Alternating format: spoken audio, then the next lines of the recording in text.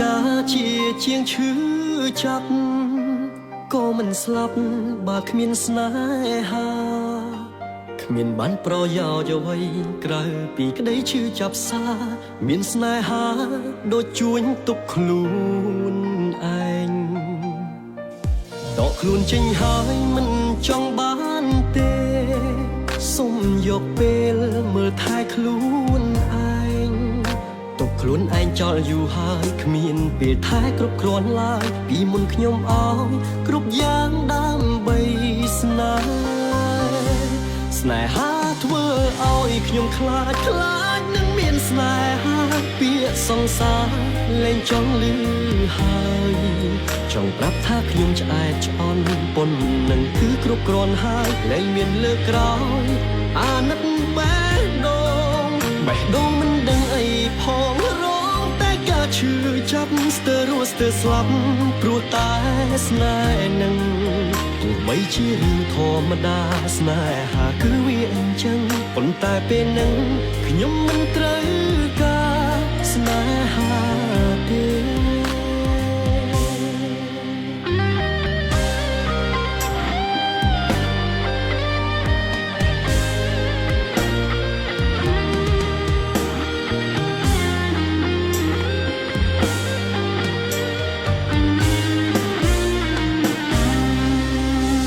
ខ្លួនចេញហើយមិនចង់បានទេ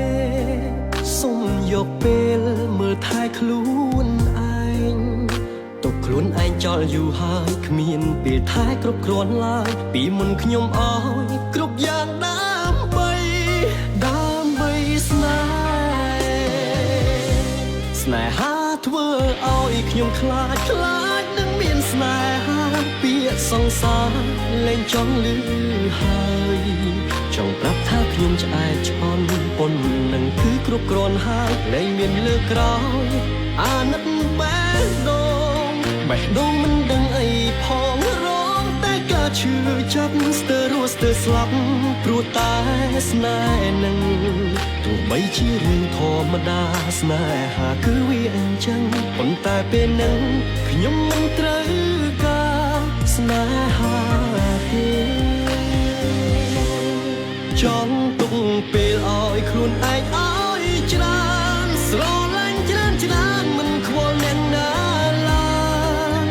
គ្មានអ្នកស្រឡាញ់យើងជាងយើងលោកនេះគ្មានស្នេហាពិតឡើយឈប់ធ្វើឲ្យខ្លួនលំបាកទៅស្នេហាធ្វើឲ្យខ្ញុំខ្លាចនឹងមានស្នេហាពាក្យសង្សារលែងចង់លឺហើយចង់ប្រាប់ថាខ្ញុំឆ្អែតឆ្អន់ប៉ុននឹងគឺគ្រប់គ្រាន់ហើយលែងមានលើកក្រោយអាណិតបេះដូងមិនដឹងអីផងរងតែការឈឺចាប់ស្ទើរស្លាប់ព្រោះតែស្នេហ៍នឹងទោះបីជារឿងធម្មតាស្នេហាគឺវាអញ្ចឹងប៉ុន្តែពេលនឹងខ្ញុំមិនត្រូវ